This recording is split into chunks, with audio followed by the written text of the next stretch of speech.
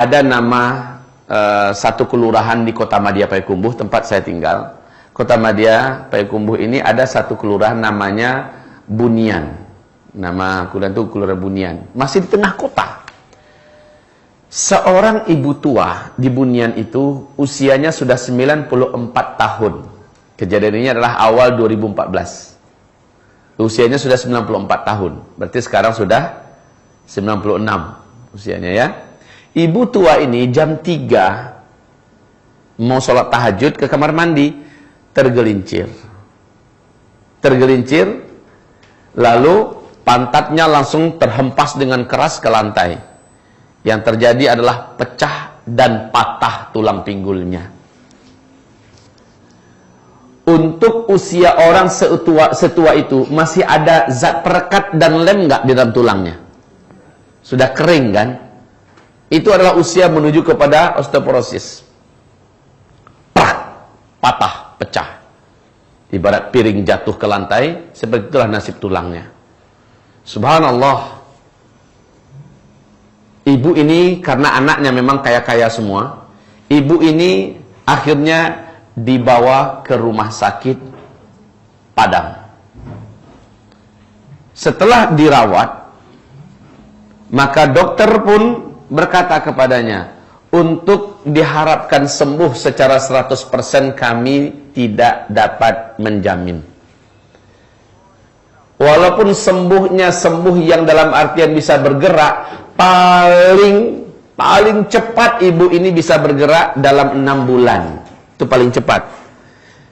Jadi bagaimana? Sang ibu tua ini mesti terkapar saja begini, telentang ya, di atas tempat tidurnya, yang boleh bergerak cuma kepala seperti ini dan tangannya. Yang lain tidak boleh, dari dada ke bawah tidak boleh bergerak sama sekali. Selama berapa lama kata dokter? 6 bulan itu paling cepat. Kalau nasib baik, paling cepat 6 bulan baru bisa bergerak. Yang lain dalam artian mungkin sudah mulai berangsur untuk duduk. Itu paling cepat. Ini bukan zaman Nabi lagi ya, tapi zaman sekarang. Saya pun datang ke rumah beliau. Bawa istri saya Aisyah. Kami lepas pengajian Maghrib Isya di Baitul Islam. Mampir ke rumahnya, ternyata sang ibu ini sedang tergeletak, terkapar di atas tempat tidurnya dan dikelilingi oleh anak-anaknya. Saya bertanya, saya panggil Ama kepada dia ya, gimana kabar Ama? Kata beliau, seperti yang Ustadz lihat sekarang. Singkatnya saya ajarkan kepadanya, Ama yakin nggak kalau Al-Quran ini bisa menyembuhkan dengan sempurna?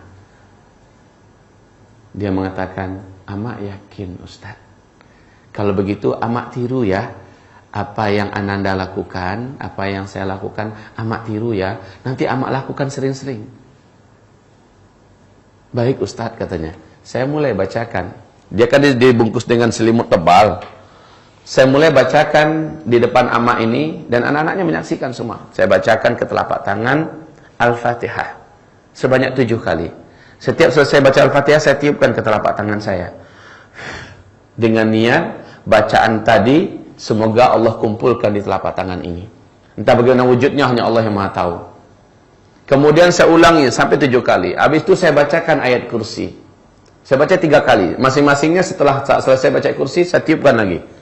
Lalu saya bacakan 3 kul. Kul huwallahu ahad 3 kali, saya tiupkan. Kul a'udzu birabbil falaq 3 kali, saya tiupkan. Kul a'udzu birabbin nas 3 kali, saya tiupkan. Setelah itu saya baca ayat-ayat syifa. Itu ada nanti, coba lihat di buku Ensiklopedia Pengobatan Islam, ayat-ayat syifa, ayat-ayat penyembuh. Wa nunazzilu minal Qur'ani ma huwa shifaa'un wa rahmah wa rahmatun lil mu'minin. Qul huwa lil ladzina amanu hudaw wa shifaa'. Dan seterusnya, saya tiup terus ke telapak tangan. Setelah itu baru didoakan, dan doanya sengaja saya keraskan. Bunyi doanya lebih kurang seperti ini. Ya Allah, jadikanlah telapak tangan hamba ini yang telah hamba bacakan ke atasnya ayat-ayatmu yang agung, ayat-ayatmu yang suci sebagai ruqyah. Jadikanlah telapak tangan ini ya Rabbi mengantarkan mukjizat syifa untuk bunda kami ini. Sembuhkan beliau ya Allah. Sembuhkan beliau ya Rabb. Sembuhkan beliau ya Syafi. Ditiupkan kembali. La haula wa la quwata illa billah. Tutup dengan salawat untuk Rasulullah. Baru diusapkan. Saya mengusapkannya hanya untuk contoh. Di atas selimut. Saya usapkan hanya untuk contoh di atas selimut. Ya. Walaupun ibu itu sudah tua, tetap tidak halal bagi saya menyentuhnya. Tapi saya hanya menyentuh selimut saja. Saya katakan, nah ibu nanti dengan telapak tangan ibu sendiri. Ibu baca, lalu usapkan. Ibu baca, lalu usapkan. Ibu baca, lalu usapkan. Insya Allah bu, Allah akan percepat kesembuhan ibu. Insya Allah. Dia bertanya, Ustaz berapa kali dibuat sehari? Wah ini bukan minum, minum obat ada dosisnya gitu. Makin sering ibu melakukannya, makin baik bu. Makin sering baca Al-Quran, makin banyak pahala enggak? Iya. Jadi bu, ini enggak pakai dosis. Ibu baca saja sering-sering, lakukan sering-sering, niatkan ibadah. Niatkan ibadah, niatkan mencari pahala dari Allah, dan niatkan minta kesembuhan dari Allah. Gitu loh bu. Iya Ustadz, iya kalau begitu kapan aja Ustadz ya? Saya bilang. Dan dia memang enggak boleh kemana-mana. Dan enggak bisa kemana-mana. Oleh karena itu dia nggak ada kerjaan yang lain kecuali baca Quran, tiupkan, ya, lalu doa, usapkan ke situ. Baca Quran, tiupkan, lalu doa, usapkan ke sana. Dia lakukan, nggak kira entah berapa kali sehari dia lakukan terus. Bapak Ibu, orang ini sekarang masih hidup. Ini bukti yang tak terbantahkan. Beliau di minggu ketiga nelpon ke HP saya. Qadarullah HP saya tinggal di rumah. Saya sedang ke kota Bukit Tinggi. Ini Jumat malam Sabtu ya. Itu jadwal pengajian saya di Masjid Jihad Tangah Jua. Pulang dari pengajian malam itu, istri saya Aisyah berkata, "Da, masih ingat nggak dengan amak yang di Bunian?" Oh iya. Memang kenapa? Dia nelpon tadi dah. Masya Allah, bagaimana keadaan amak? Kata beliau, kata istri saya, dah amak tuh nangis. Kenapa? Saya bilang. Dia bilang, mana Pak Ustadz? Aisyah jawab, Ustadz sedang ke Bukit Tinggi ibu. Aisyah, ini amak yang di Bunian. Oh iya, mak bagaimana kabar? Baik Aisyah. Aisyah sampaikan sama Ustadz Zul ya. Terima kasih banyak. Mulai dia nangis. Terima kasih banyak. Yang diajarkan Ustadz Zul, amak buat tiap hari, tiap malam. Amak nggak mau hitung dah berapa kali amak lakukan. Dan amak sekarang, tolong sampaikan sama Pak Ustadz, amak sekarang sudah bisa bergerak, sudah bisa membuka pintu sendiri, sudah bisa nutup pintu sendiri. Subhanallah, amak setua itu usianya. Sambil nangis dia cerita, sampaikan sama Ustadz, amak terima kasih banyak. Walaupun masih jalannya masih berpegangan ke dinding menuju ke pintu. Tapi udah bisa, menurut dokter paling cepat berapa lama? 6 bulan. Ini baru 3 minggu loh. Saat saya dengarkan itu tanpa sengaja, air mata juga ikut menetes. Karena luar biasa Al-Quran ini. Luar biasa. Ini ada hubungan dengan sihir nggak ini? Nggak ada hubungan dengan sihir.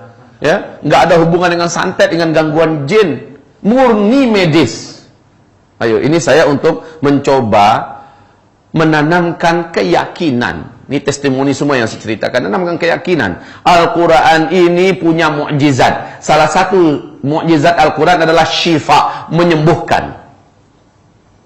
Dan bukan hanya untuk urusan yang sifatnya dari jin dan setan, sihir belaka, tapi yang sifatnya medis. Nah, maaf, kita selama ini kalau sakit yang teringat pertama kali apa? Dokter. Terus yang teringat lagi apa? Rumah sakit. Yang teringat apa lagi? Obat-obat yang ada di apotik. Betul nggak? Kemana akidah kita? Ketika Allah menurunkan Al-Quran sebagai syifa. Wa nunazzilu minal Qur'ani ma huwa syifa. Kami menurunkan Al-Quran ini. Di dalamnya ada penyembuh. Jelas Allah berfirman. Lalu kemana keyakinan kita selama ini? Asal sakit selalu teringat ada obat, rumah sakit, dokter.